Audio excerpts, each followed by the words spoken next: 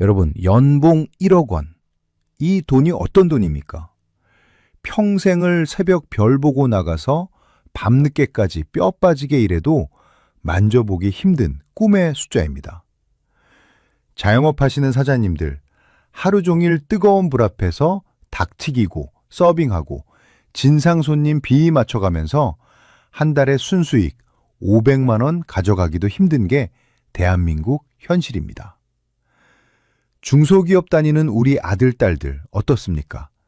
상사 눈치 보랴, 야근하랴, 몸이 부서져라 이래도 월급 통장에 찍히는 돈은 200만 원, 300만 원이 고작입니다. 그런데 말입니다. 대한민국 울산에 있는 어떤 공장에서는 연봉 1억 원을 우습게 하는 사람들이 있었습니다. 아니, 정확히 말하면 1억 원을 받으면서 일은 안 하고 놀러 다닌 사람들이 있었습니다.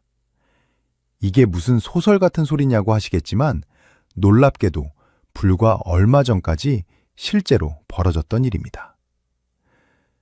어느 화창한 평일 오전 10시, 다들 일터에서 땀 흘리고 있을 그 시간에 울산의 한 낚시터에는 한가롭게 낚싯대를 들이우고 소주잔을 기울이는 남자들이 있었습니다. 은퇴한 노신사들이냐고요? 아니요. 그들은 멀쩡한 대한민국 1등 기업 현대자동차의 현직 생산직 직원들이었습니다. 아침 8시에 공장에 출근, 도장을 찍고 작업복으로 갈아입은 뒤에 개구멍으로 몰래 빠져나와서 낚시를 하러 간 겁니다. 그리고 기가 막히게 퇴근 시간인 오후 5시가 되면 다시 공장으로 돌아와서 퇴근 카드를 찍고 집에 갔습니다. 여러분, 피가 거꾸로 솟지 않습니까? 우리가 낸 차값에 그 사람들의 월급이 다 포함되어 있는데 그들은 그 돈으로 낚시를 하고 낮잠을 자고 술판을 벌였습니다. 심지어 이게 어쩌다 한번 걸린 일탈이 아니었습니다. 무려 5년 동안이나 이런 짓을 벌이다가 적발된 직원도 있었습니다. 5년 동안 일은 안 하고 월급만 꼬박꼬박 5억 원 넘게 챙겨간 겁니다. 이게 도둑놈이지 어떻게 회사원입니까? 세상 사람들은 그들을 킹 산직이라고 불렀습니다.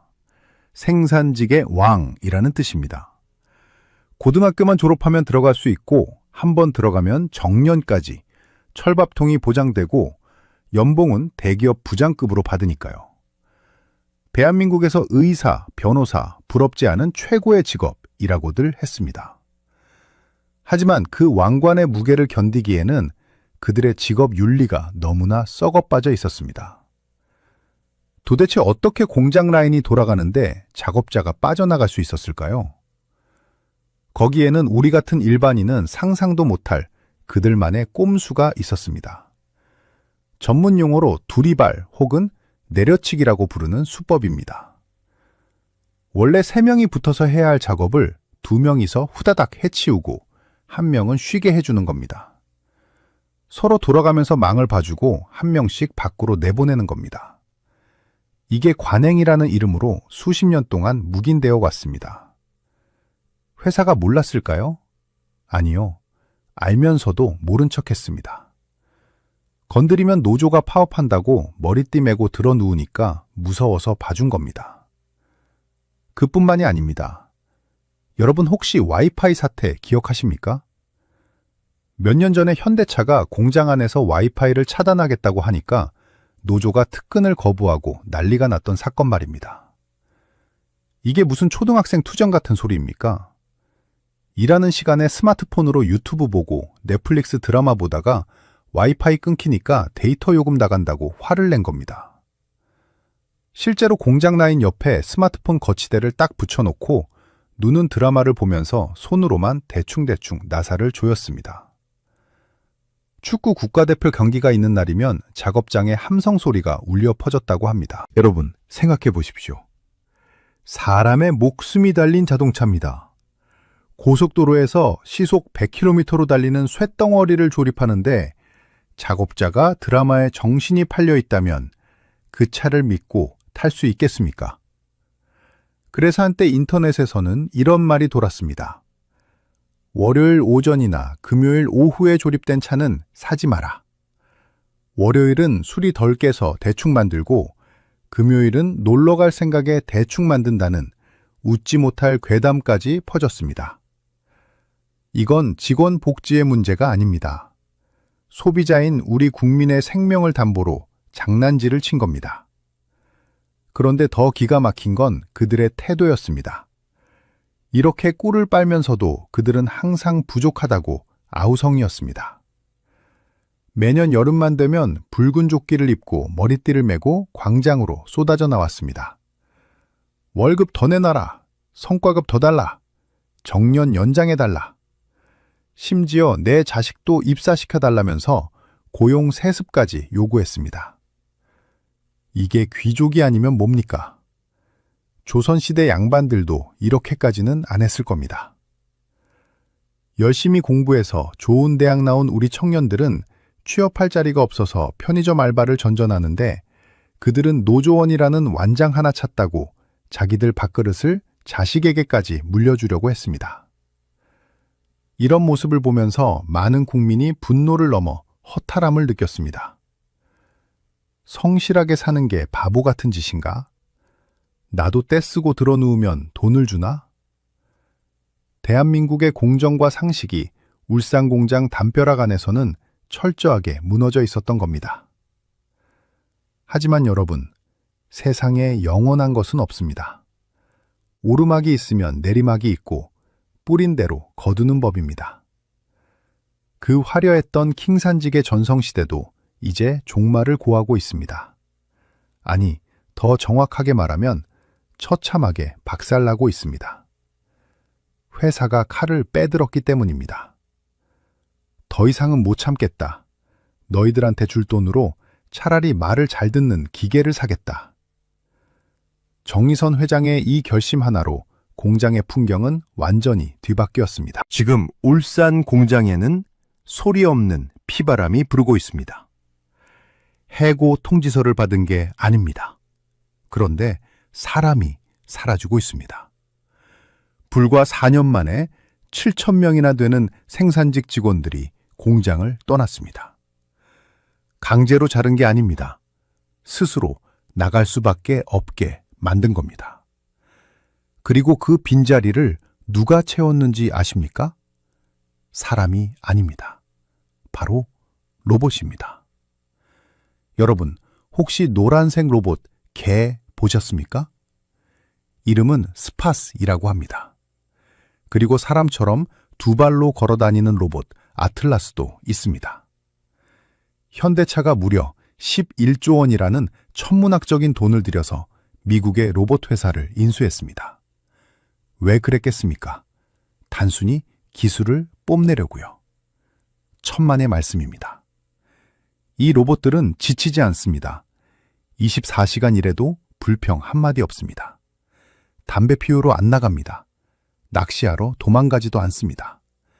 무엇보다 매년 머리띠 메고 파업하면서 월급 올려달라고 떼쓰지 않습니다. 경영진 입장에서는 이보다 더 완벽한 직원이 어디 있겠습니까?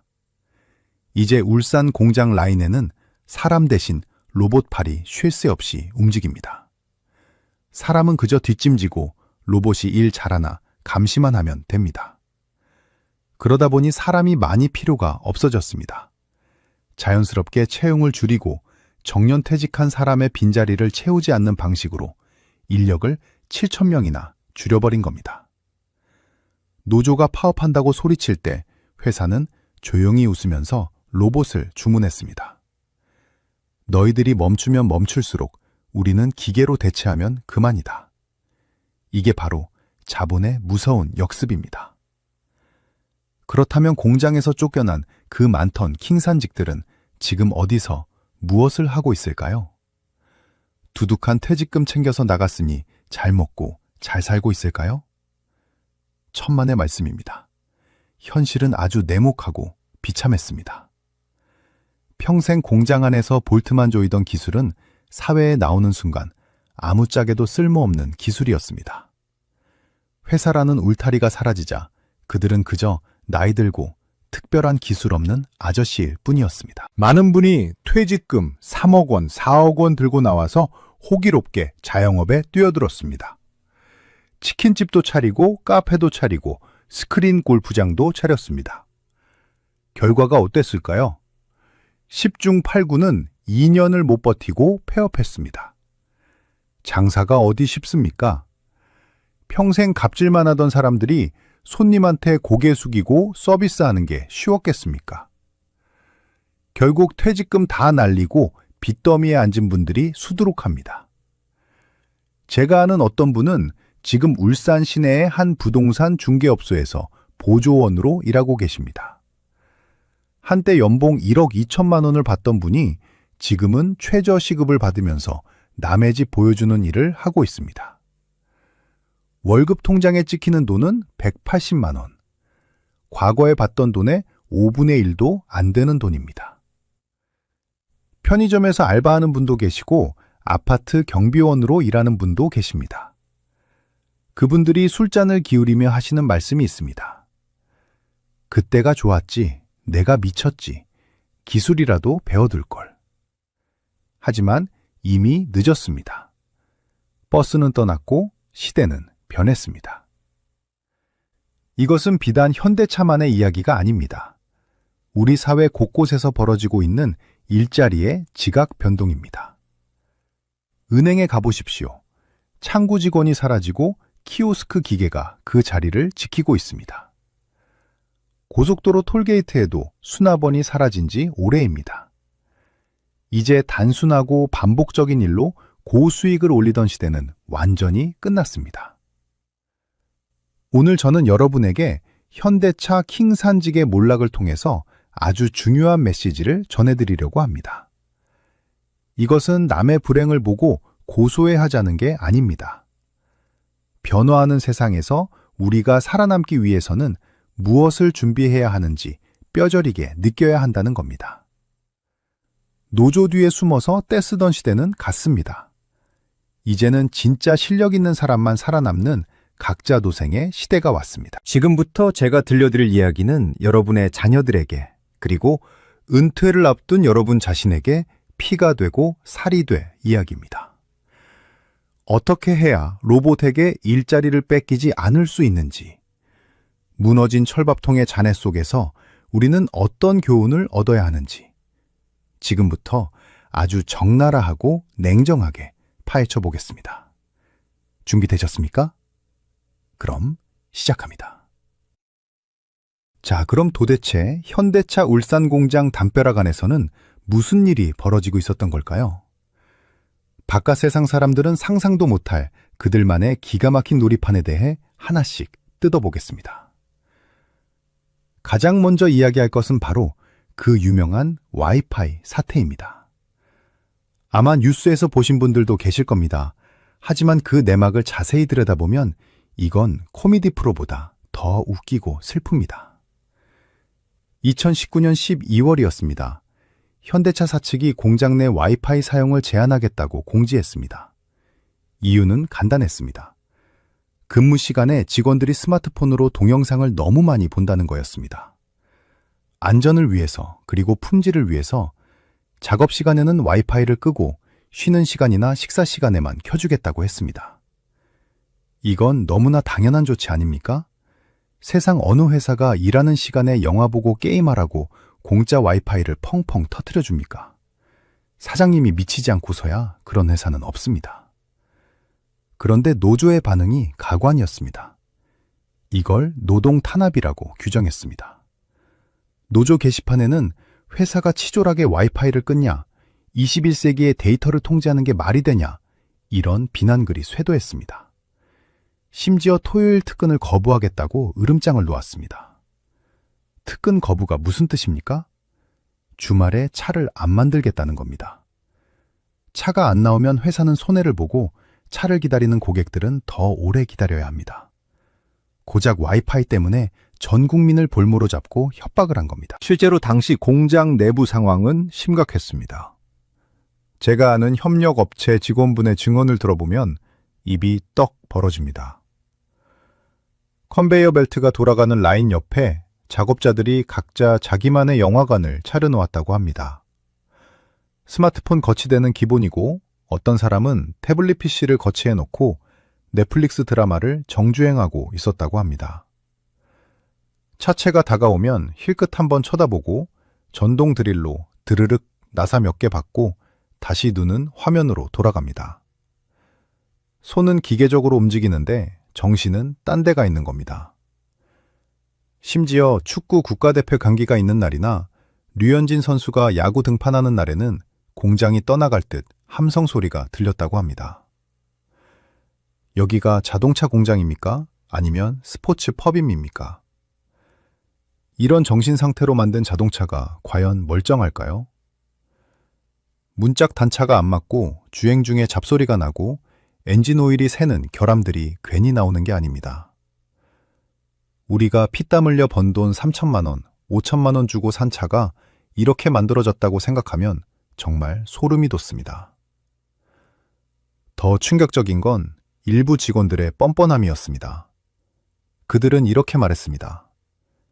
단순 반복 작업이라 지루해서 그렇다. 영상 보면서 해도 일하는데 지장 없다. 우리는 베테랑이라 눈 감고도 조립한다. 이게 말입니까? 막걸리입니까? 지루하면 돈을 받지 말아야죠. 세상에 지루하지 않은 일이 어디 있습니까? 편의점 알바생도 손님 없을 때 폰 보다가 사장님 들어오면 후다닥 감추는데 연봉 1억 원 받는 분들이 대놓고 드라마를 보면서 일을 한다니요. 이건 베테랑의 여유가 아니라 직무유기이고 도덕적 해이입니다. 결국 여론의 문매를 맞고 와이파이 제한 조치는 흐지부지 됐지만 이 사건은 현대차 노조가 얼마나 현실 감각이 없는지 전 국민에게 생중계하는 계기가 됐습니다. 국민들은 이때부터 현대차 노조 편을 들지 않기 시작했습니다. 귀족 노조, 배부른 투정이라는 비난이 쏟아졌습니다. 하지만 그들은 아랑곳하지 않았습니다. 왜냐? 그래도 회사는 굴러가고 월급은 꼬박꼬박 나오니까요. 노조라는 강력한 방패가 지켜주니까요. 그런데 와이파이는 애교 수준입니다. 더 악질적인 관행이 숨어 있습니다. 바로 묶음 작업이라고 불리는 수법입니다. 현장 용어로 올려치기 또는 내려치기라고도 합니다. 이게 뭐냐 하면 여러 명이 해야 할 일을 한두 명에게 몰아주고 나머지는 노는 겁니다. 예를 들어 한 라인에 3명이 근무한다고 칩시다. 원래는 컨베이어 벨트 속도에 맞춰서 3명이 각자 자기 구역의 일을 꾸준히 해야 합니다. 그런데 이분들은 머리를 씁니다. 야, 오늘은 내가 좀 피곤하니까 네가 내 몫까지 좀 해줘. 대신 내일은 내가 네 것까지 다 할게. 이렇게 합의를 봅니다.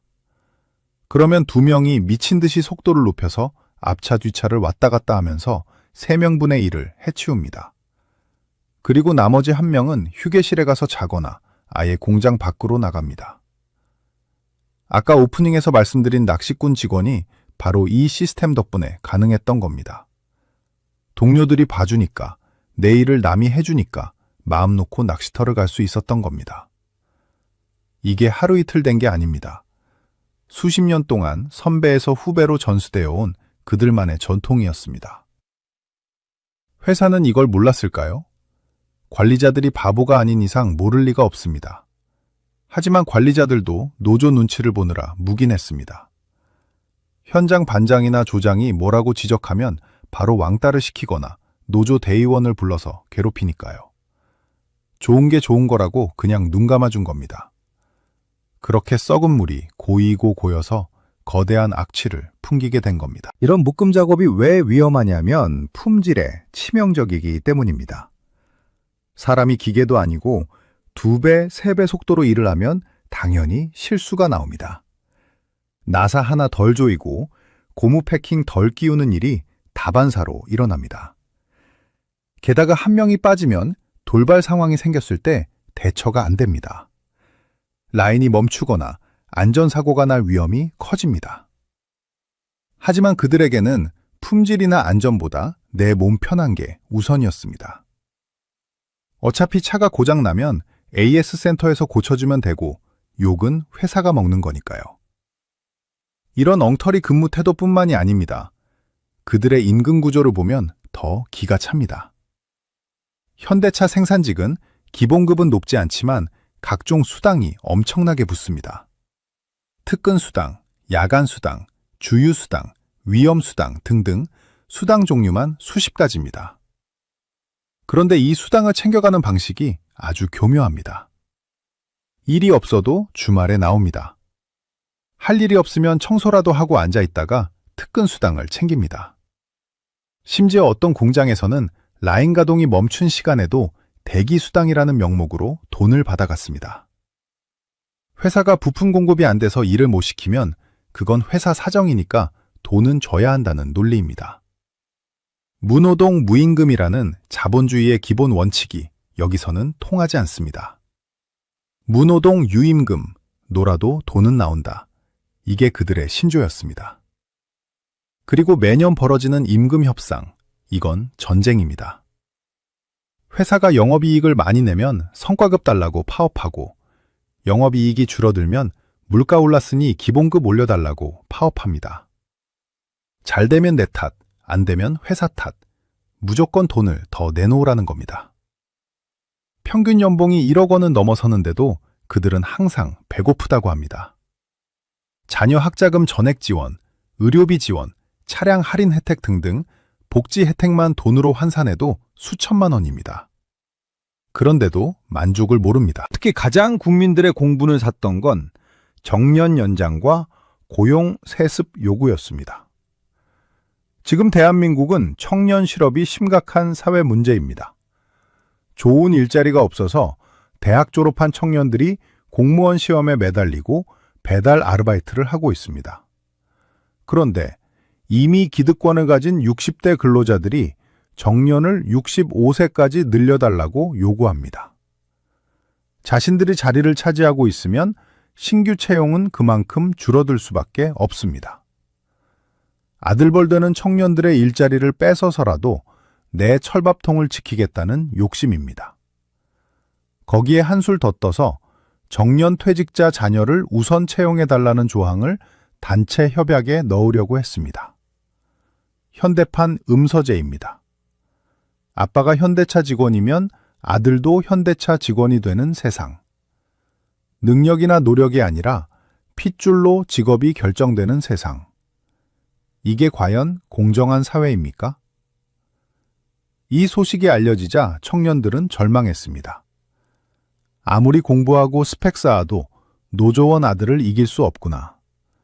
현대차는 입사시험이 아니라 DNA 검사를 해야 들어가는 곳이구나. 비아냥과 분노가 쏟아졌습니다. 결국 여론 악화로 고용 세습 조항은 삭제됐지만 그들이 그런 생각을 가지고 있다는 것 자체가 충격이었습니다. 자신들은 사회적 약자가 아니라 이미 거대한 권력이 되어버린 괴물이었습니다. 그리고 그 괴물은 회사라는 숙주를 갉아먹으며 비대해져 갔습니다. 하지만 그들은 몰랐습니다. 숙주가 죽으면 자신들도 죽는다는 사실을 말입니다. 그리고 숙주인 회사가 이제는 더 이상 당하고만 있지 않겠다는 결심을 했다는 것을 그들은 꿈에도 몰랐습니다. 회사는 바보가 아닙니다. 경영진은 계산기를 두드리기 시작했습니다. 1억 원 주면서 넷플릭스 보는 직원과 2,400시간 일하면서 불평 없는 기계. 과연 어느 쪽이 이득일까? 답은 너무나 명확했습니다.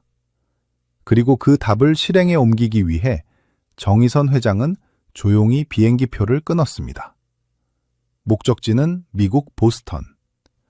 세계 최고의 로봇 기술을 가진 회사를 사러 가는 길이었습니다. 노조가 공장 안에서 투쟁가를 부르며 꽹과리를 칠 때 회장은 지구 반대편에서 그들의 목을 칠 준비를 하고 있었던 겁니다. 본격적인 반격이 시작됩니다. 사람 대신 개가 공장을 지키는 세상. 로봇계 스팟과 인간형 로봇 아틀라스가 어떻게 울산 공장을 점령하게 되었는지, 그리고 그 과정에서 7,000명의 킨산직이 어떻게 밀려나게 되었는지, 그 소름 돋는 기술의 역습을 낱낱이 보여드리겠습니다. 절대 채널 고정하십시오. 우리는 현대차 노조가 그동안 공장 안에서 얼마나 방탕하게 놀았는지 목격했습니다. 와이파이 끊긴다고 파업하고, 일하면서 영화 보고, 셋이 할 일을 둘이 하면서 낚시하러 다녔습니다. 그들은 자신들이 이겼다고 생각했을 겁니다. 회사가 아무리 뭐라고 해도 결국 차를 만드는 건 우리니까 너희가 어쩔 거야. 라인 멈추면 회장님도 별 수 있어? 이런 배짱으로 버텼을 겁니다. 하지만 그건 아주 큰 착각이었습니다. 그들이 머리에 붉은 띠를 메고 광화문 광장에서 구호를 외치고 있을 때 현대차 그룹 정의선 회장은 조용히 미국행 비행기에 몸을 실었습니다. 그리고 세계를 깜짝 놀라게 할 발표를 합니다. 바로 미국의 로봇 전문 기업 보스턴 다이나믹스를 인수한 것입니다. 그때 쓴 돈이 얼마인지 아십니까? 무려 1조 원이 넘습니다. 그리고 이후 미국의 로봇 공장과 전기차 전용 공장을 짓겠다고 발표한 투자 금액까지 합치면 11조 원이 넘는 천문학적인 돈을 쏟아부었습니다. 많은 사람이 고개를 갸웃거렸습니다. 아니, 자동차 회사가 왜 로봇 회사를 사지? 그 돈으로 공장 설비나 늘리지 로봇계가 무슨 소용이야. 하지만 그건 킹 산직들의 오판이었습니다. 회장님은 단순히 장난감을 사러 간 게 아닙니다.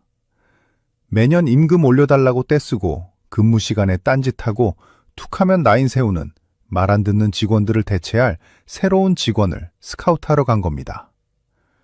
그 새로운 직원의 이름이 바로 스팟과 아틀라스입니다.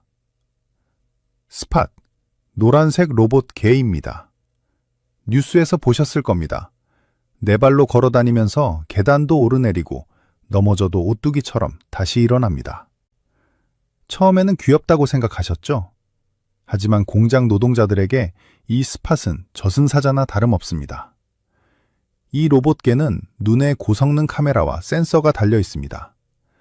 공장 구석구석을 24시간 돌아다니면서 감시합니다. 기계가 과열되지는 않았는지, 가스가 새지는 않는지 점검합니다. 그런데 로봇 개개가 기계만 감시할까요? 아니요, 사람도 봅니다. 예전에는 사람이 순찰을 돌았습니다. 사람은 어떻습니까? 친한 동료가 구석에서 담배 피우고 있으면 못 본 척 해줍니다. 안전모 안 쓰고 있어도 에이 형님 조심하세요 하고 넘어갑니다. 서로 봐주기 문화가 있었습니다. 하지만 로봇계는 그런 게 없습니다. 융통성이라는 게 없습니다. 입력된 대로만 움직입니다. 근무 시간에 딴짓하는 거, 안전수칙 어기는 거, 귀신같이 잡아내서 중앙통제실로 데이터를 전송합니다. 노조가 아무리 사생활 침해라고 반발해도 소용없습니다. 회사는 안전관리를 위해서라고 명분을 내세우면 그만입니다. 로봇계가 돌아다니는 순간 공장의 낭만적인 농땡이 문화는 끝난 겁니다. 하지만 로봇개 스팟은 예고편에 불과합니다. 진짜 공포는 바로 아틀라스입니다. 이 녀석은 사람처럼 두 발로 걷고 두 팔을 씁니다. 키 1m 50cm에 무게 89kg. 딱 사람만한 덩치입니다. 그런데 힘은 천하장사입니다. 무거운 부품을 번쩍번쩍 들어서 나릅니다. 심지어 공중제비를 돌고 춤까지 춥니다. 운동신경이 웬만한 올림픽 체조 선수보다 좋습니다. 이 아틀라스가 공장에 투입되면 무슨 일이 벌어질까요? 그동안 킹 산직들이 했던 일들, 무거운 거 나르고 나사 조이고 용접하고 페인트 칠하는 일들, 이 로봇이 다 할 수 있습니다. 아니, 사람보다 훨씬 더 잘합니다. 사람은 밥 먹어야죠. 화장실 가야죠. 담배 피워야죠. 피곤하면 쉬어야 합니다. 집에 안 좋은 일 있으면 일하다가 실수도 합니다. 하지만 로봇은 밥도 안 먹고 잠도 안 잡니다. 전기만 꽂아주면 24시간 365일 똑같은 속도와 똑같은 품질로 일합니다. 불량률 제로, 근태불량 제로. 이게 바로 자본가가 꿈꾸는 완벽한 노동자 아닙니까? 가장 무서운 건 뭔지 아십니까? 로봇은 파업을 안 한다는 겁니다. 노조원들이 기본급 올려달라고 머리띠 메고 들어누울 때 로봇은 묵묵히 용접 불꽃을 튀깁니다. 노조가 특근 거부한다고 협박할 때 로봇은 주말에도 풀가동됩니다. 회장님 입장에서는 11조 원이 아깝지 않은 겁니다. 매년 파업으로 날리는 손실액과 인건비 상승분을 따져보면 로봇을 사는 게 훨씬 남는 장사라는 계산이 이미 끝난 겁니다. 이게 먼 미래의 이야기 같으십니까? 아닙니다. 이미 현실이 되었습니다.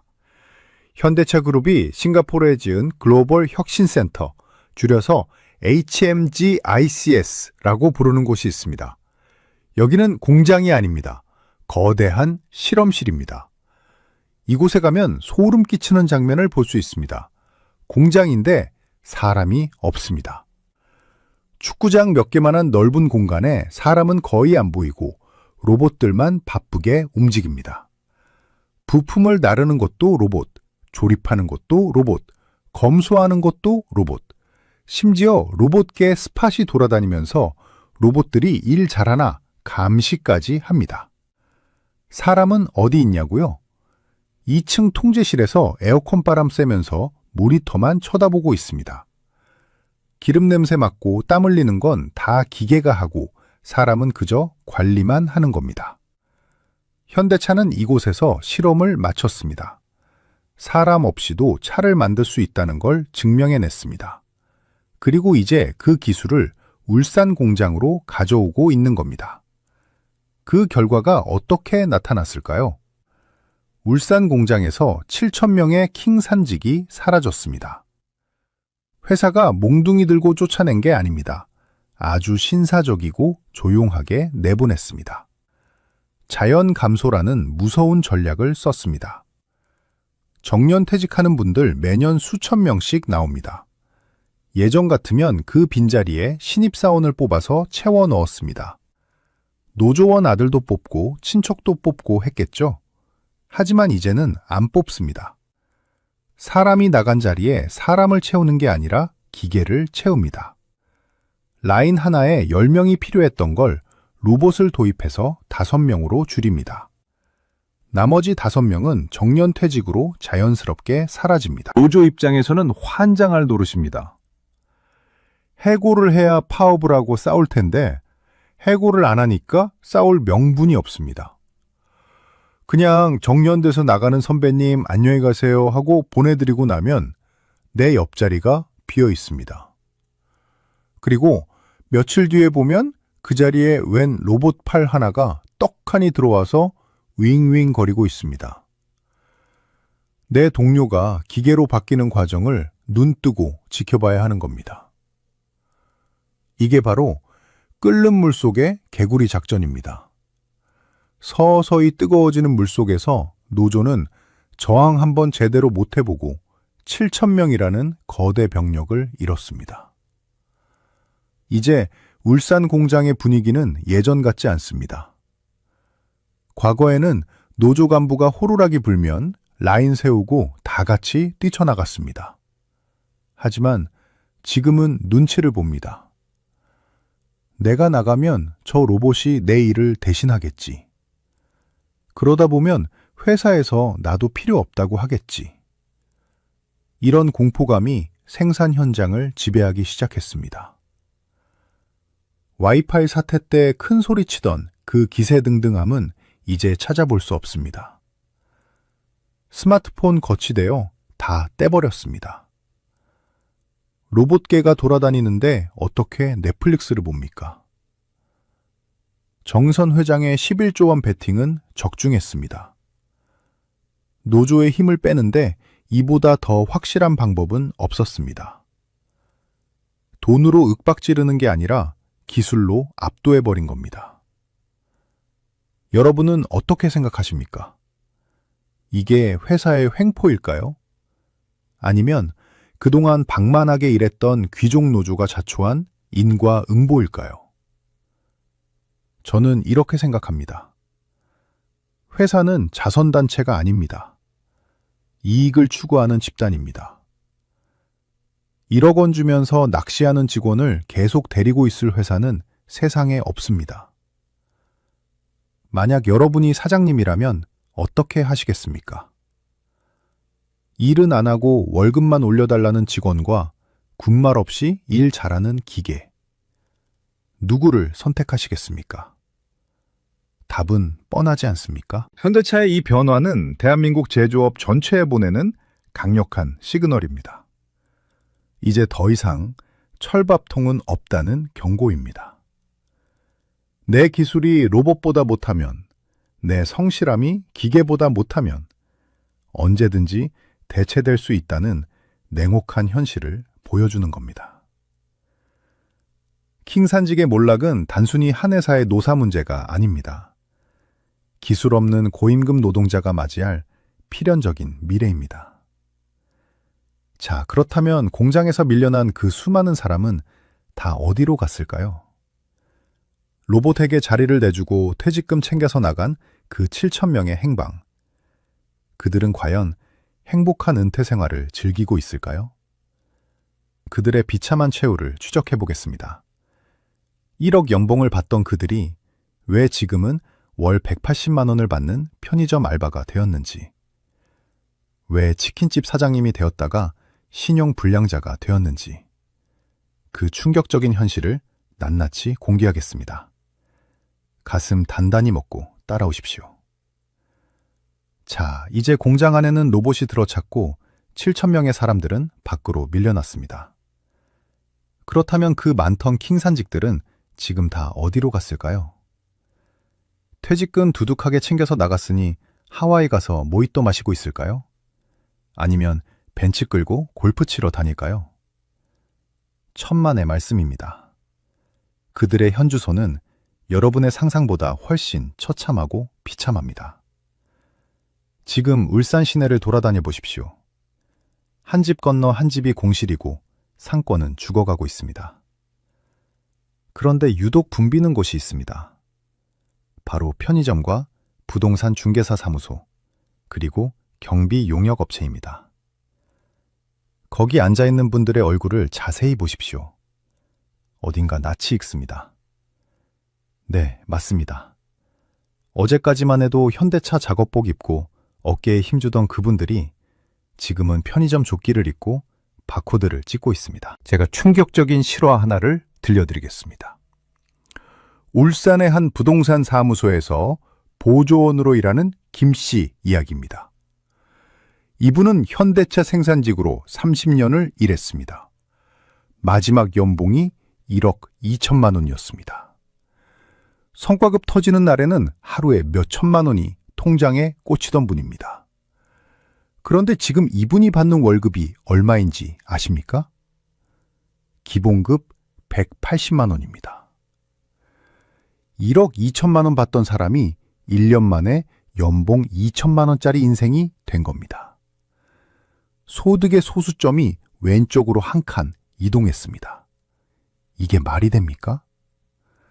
도대체 왜 이렇게 됐을까요?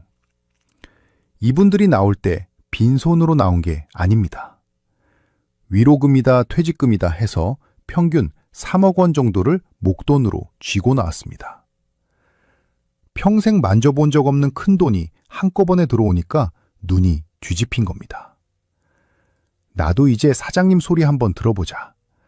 남 밑에서 눈치 보지 말고 내 장사하자. 이런 허파에 바람이 들어간 겁니다. 그래서 제일 만만한 게 뭡니까? 치킨집입니다. 카페입니다. 스크린 골프장입니다.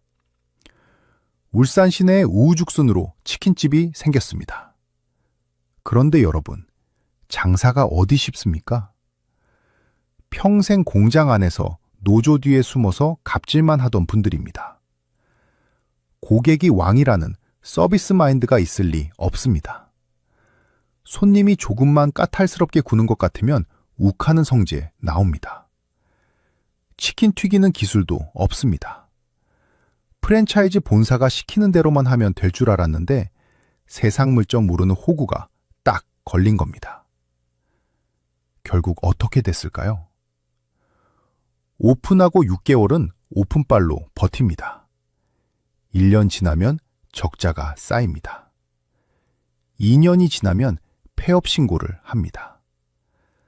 3억 원이라는 퇴직금이 공중분해되는데 딱 2년 걸렸습니다. 가게 인테리어 비용, 권리금, 가맹비 다 날리고 나니 남은 건 빚더미와 늙은 몸뚱어리뿐입니다. 평생 모은 돈을 치킨 튀기는 기름 속에 다 부어버린 겁니다. 가장 뼈아픈 건 자존감의 추락입니다. 현대차 다닐 때는 은행 가서 대출 받을 때도 VIP 대접 받았습니다. 동네 술집 가도 외상값이 통했습니다. 현대차 작업복이 곧 신분증이고 명품 정장이었습니다. 그런데 회사를 나오는 순간, 그 옷을 벗는 순간, 그들은 그냥 동네 아저씨일 뿐이었습니다. 아무런 기술도 없는 무능력한 중년 남성. 그게 사회가 바라보는 그들의 진짜 성적표였습니다. 냉정하게 한번 따져봅시다. 그분들이 가진 기술이 뭡니까?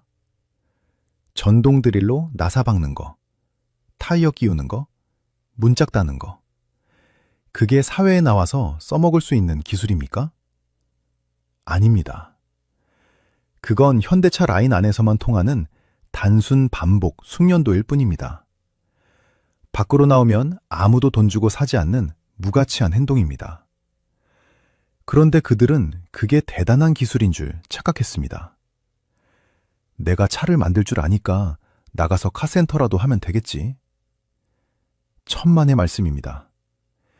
요즘 자동차 정비는 전자장비 다루는 하이테크 기술입니다.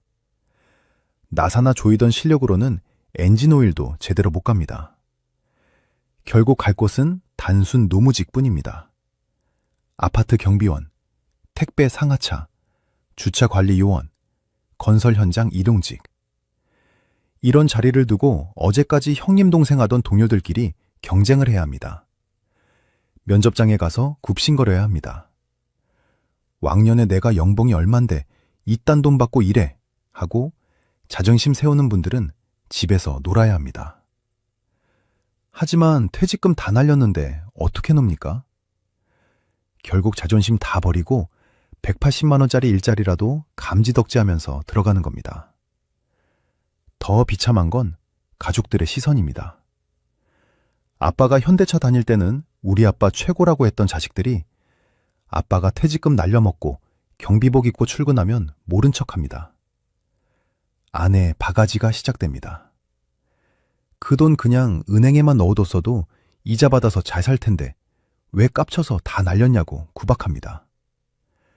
집안에서의 권위도 땅에 떨어집니다. 이게 바로 준비 없는 은퇴, 기술 없는 고임금 노동자의 처참한 말로입니다. 이것은 비단 7,000명의 현대차 퇴직자들만의 이야기가 아닙니다. 지금 대한민국 제조업 전체에 울리는 경종입니다. 여러분도 가슴에 손을 얹고 생각해 보십시오. 지금 내가 회사 명함 떼고 계급장 떼고 밖으로 나왔을 때 나한테 돈을 줄 사람이 있는가? 나만의 필살기가 있는가? 만약 없다면 여러분의 미래도 저 울산의 김씨 아저씨와 다르지 않습니다. 회사는 전쟁터지만 밖은 지옥이라고 했습니다. 하지만 킨산직들은 공장 안이 천국인 줄 모르고 지옥을 스스로 만들었습니다. 와이파이 끊는다고 파업할 시간에 영어 단어 하나라도 더 외우고 자격증이라도 하나 더 땄어야 했습니다. 라인 올려치기에서 놀 시간에 나가서 써먹을 수 있는 진짜 기술을 익혔어야 했습니다. 하지만 그들은 현실에 안주했고 노조라는 울타리 안에서 취해 있었습니다. 그 대가를 지금 혹독하게 치르고 있는 겁니다. 지금도 울산 공장 근처 술집에 가보면 퇴직자들이 모여서 회사를 욕하고 정부를 욕합니다. 회사가 우리를 토사구팽했다. 평생 몸 바쳐 일했는데 헌신짝처럼 버렸다. 소주잔 기울이며 신세한탄을 합니다. 하지만 들어주는 사람은 아무도 없습니다. 세상은 냉정합니다.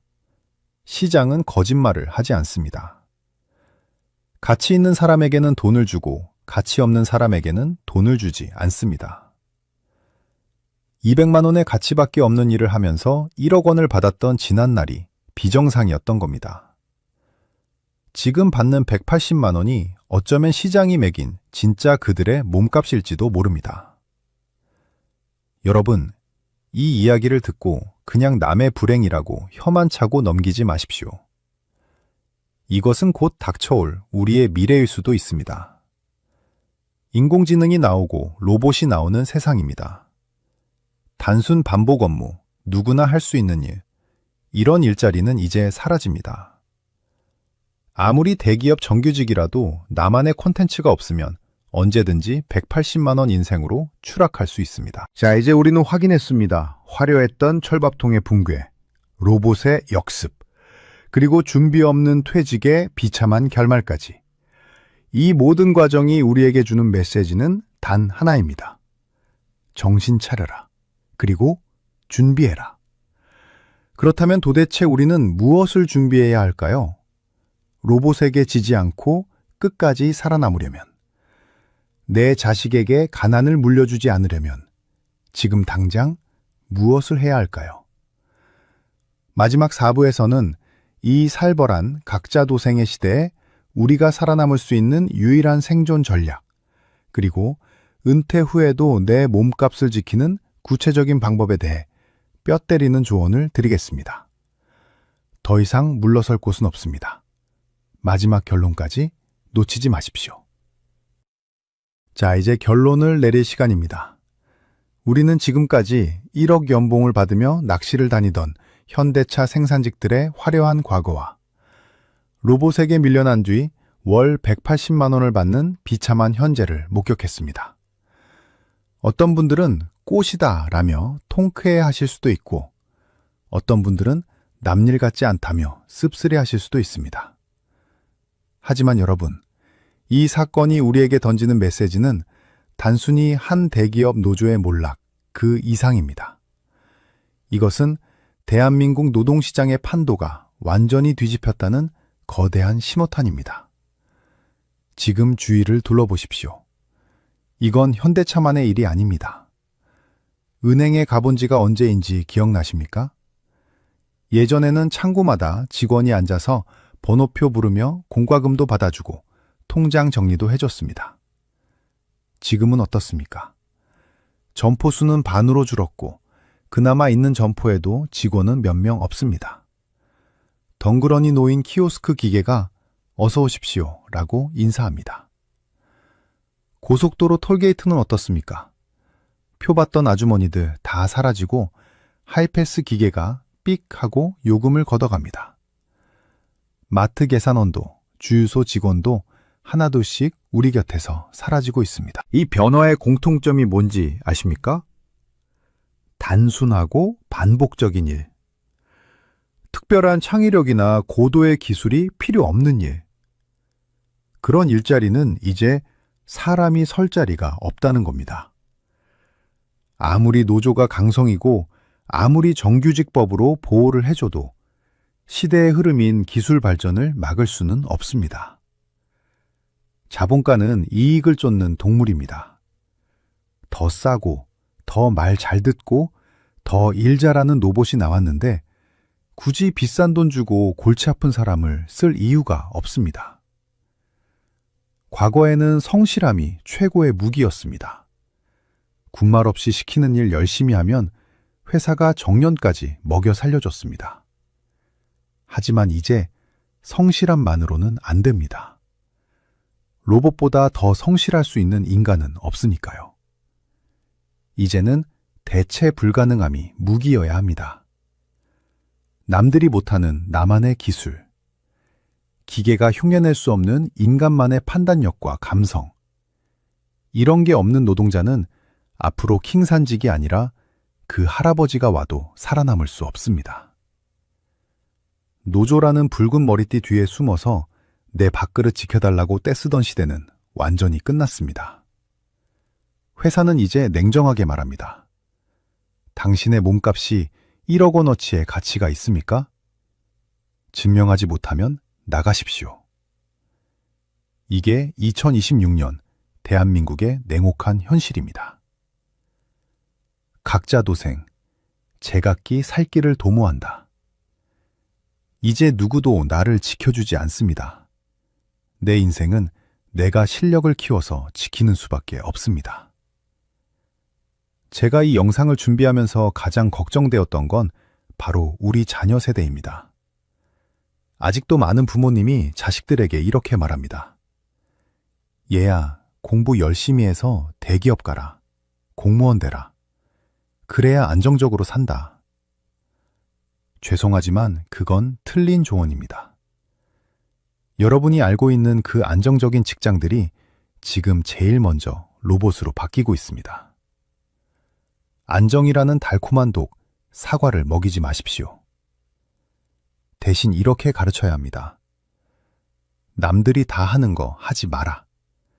편한 길 찾지 마라. 로봇을 이기려고 하지 말고 로봇을 부리는 사람이 되어라. 기술을 배워라. 진짜 기술을. 현대차에서 쫓겨난 분들이 왜 치킨집을 차렸다가 망했습니까? 기술이 없어서입니다. 회사 명함 떼고 나니까 아무것도 할 줄 아는 게 없어서입니다. 우리는 그 전철을 밟지 말아야 합니다.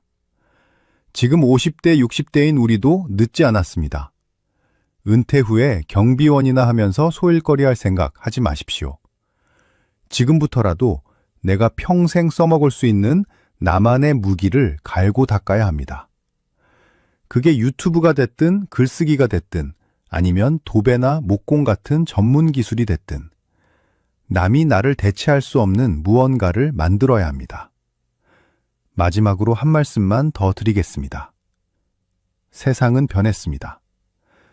과거의 영광에 취해 있다가는 울산의 김씨 아저씨처럼 하루아침에 벼랑 끝으로 내몰립니다.